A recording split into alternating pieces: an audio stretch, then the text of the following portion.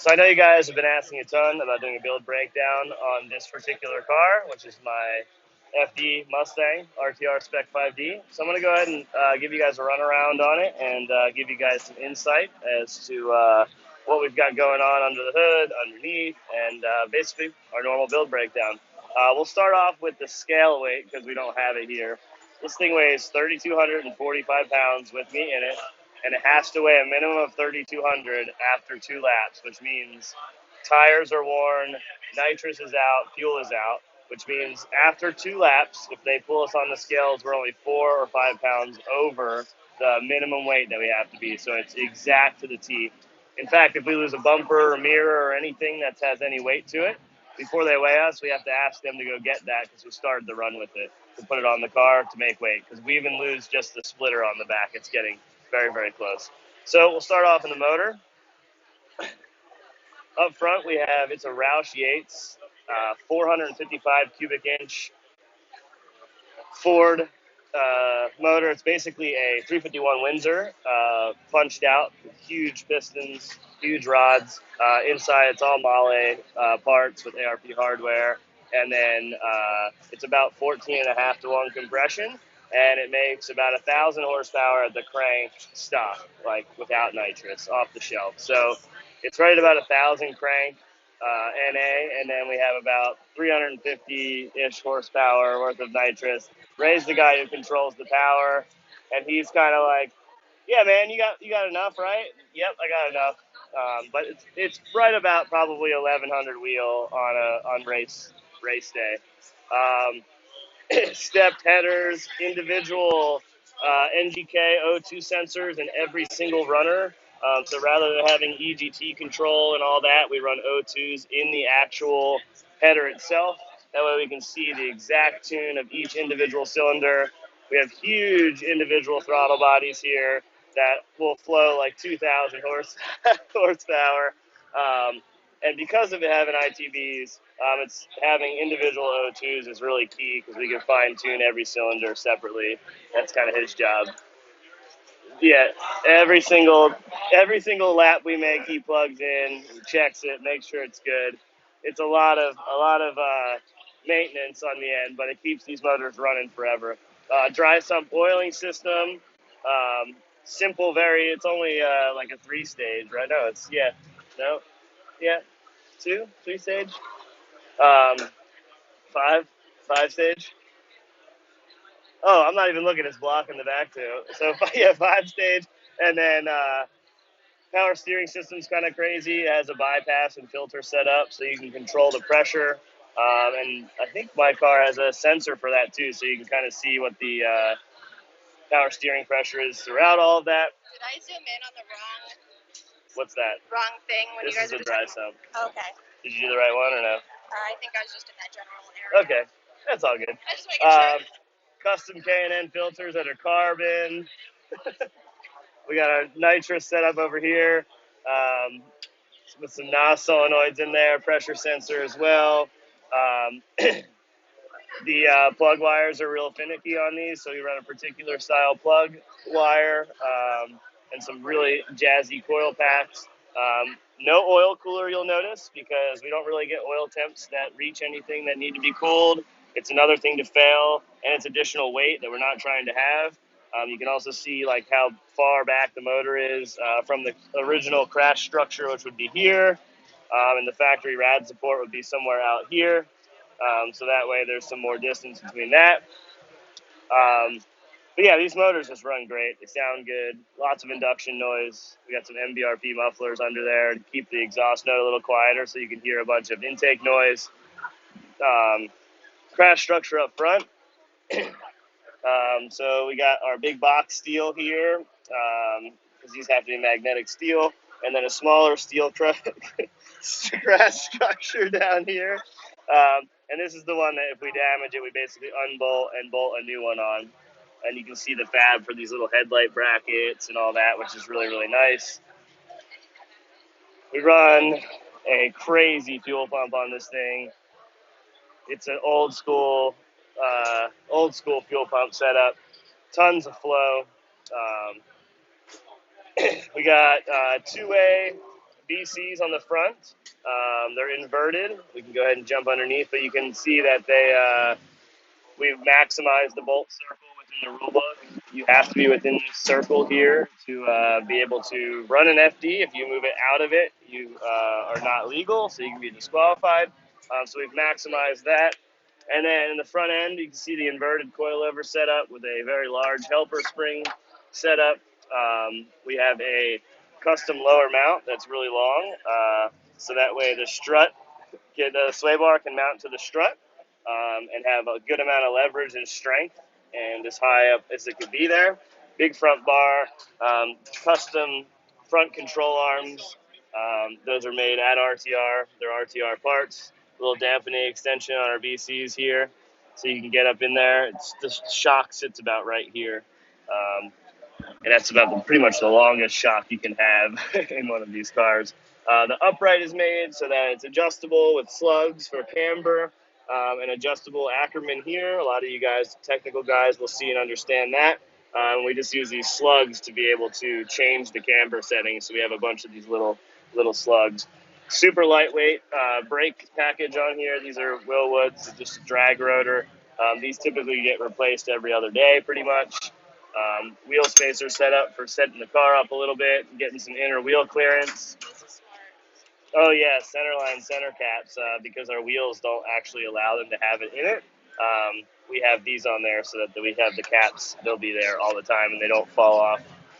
So yeah, about 68, 70 degrees of steering angle, completely adjustable location of ride height, knuckle placement, control arm length, sway bars adjustable. We got a big bar that runs underneath the backside there, as you can see. And yeah, let's go ahead and move on a little bit to the inside of the car. Oh, the body, obviously. So the body's all Kevlar, super flexible, super lightweight. You can really get into people with these and still be okay as far as damage-wise. Yeah. Our catch tank is in here, so if you ever see our cars smoking out of the hood at this corner, it's because that's where our catch can is. Super simple, serviceable, whenever you want to drain it, right in the wheel well. Carbon doors. These are just carbon doors, not Kevlar. These are actually Kevlar again. And this is all RTR bodywork. That's kind of special for our FD cars in general. Might be a little dark in here, but we got a Recaro Kevlar seats. The driver's side has a Han setup. The cage is very, very simple. It is 1 5/8 instead of 1 1/2 because these cars are a little bit heavier. We want to be safe. You can see all the small intricate pieces here for the dash to sit on. Riv nuts used everywhere. We have some supplemental wiring here for some things like data and all that, so that we can actually pull that really easily. And Kevin from Formula D can tap in and pull whatever data he wants because we allow them to do that. These quarter windows have little quarter turns on them that are pretty small, so the cool suit can be serviced. Super clean, very simple interior package. Carbon dash. We got ASD handbrake.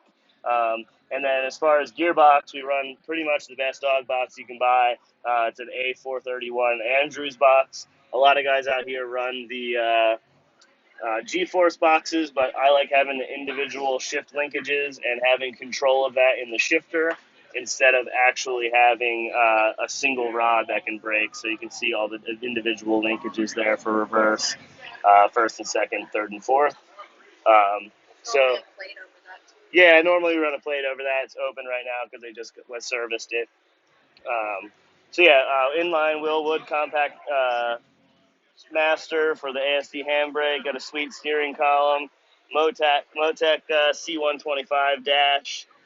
We run the car on a Motec M130 as well, as you can kind of see under there.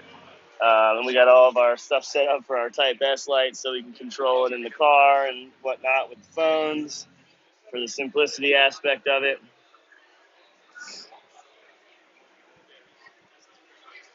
You see how nice and clean it stays in there. This is after a day of drifting too.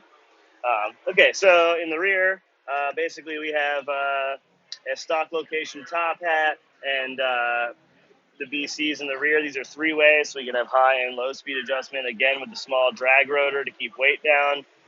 adjustable wheel spacers for setup, custom lower control arm. In these cars, we run just a small amount of additional anti-squat over the stock stuff. So basically, the stock setting, and then we're like a little bit higher than that to add a little bit more anti-squat, just because we've lowered the car quite a bit, and we're getting it back to like that same range of anti-squat there. All adjustable arms, everything's adjustable, including the integral link, so we can adjust toe very simply, toe gain with this here. And super easy and easy to work with. As you can see, we got a spring rubber in here now to kind of help us on the left-handers on the track. And like I said, BC three-way adjustable shocks. So that way we have high and low speed dampening back here on the canister. The guys will just reach in and adjust that, or pull the trunk to do that. And yeah, custom rear sway bar setup. This track we're running the softest setting, so should be good on that end. What else? Let's open the trunk.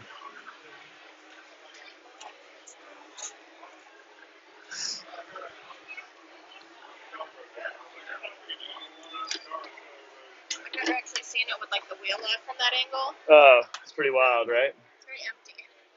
It's meant to be. You don't want everything to get all dirty and stuff. It's crazy. There's nothing. Yeah, it's empty. So we get this little peg here to hold the trunk on there. Again, that's just a carbon trunk, that one, I think. Could be Kevlar, too. Is that carbon or carbon Kevlar? Just straight carbon on that one. Nitrous, Holly set up with a bottle warmer that's all controlled through the Motec. 7-gallon fuel cell. It might be 6.5. I'm not 100% sure. Got a water bottle in here. And you can see the crash structure back here. Super strong box steel, and then again round tube for the bumpers that are replaceable. We have little tail light fixtures. The tech guys will really like that are watching these little pieces we have our guys make. Lots of those because we damage them a bunch. And then this is a piece of spring steel, like a tent pole. We used to run tent poles on our Pro car, and now they run this basically tension steel piece, so it can flex and come back again. Rear mount radiator, obviously. Simple fan setup. We have this shield here to block the nitrous bottle.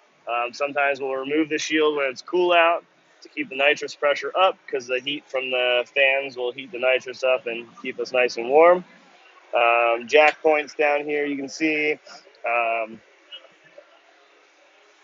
And then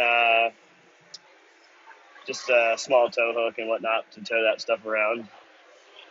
For wheels, centerline vectors, they're 1810 in the rear, 18.9.5 in the front. Nitto G2, N555 G2 rear, 315 4018 rear, 275 3518 front in NTO5 compound. And the reason we run these in the front, they have like a little bit stiffer of a sidewall.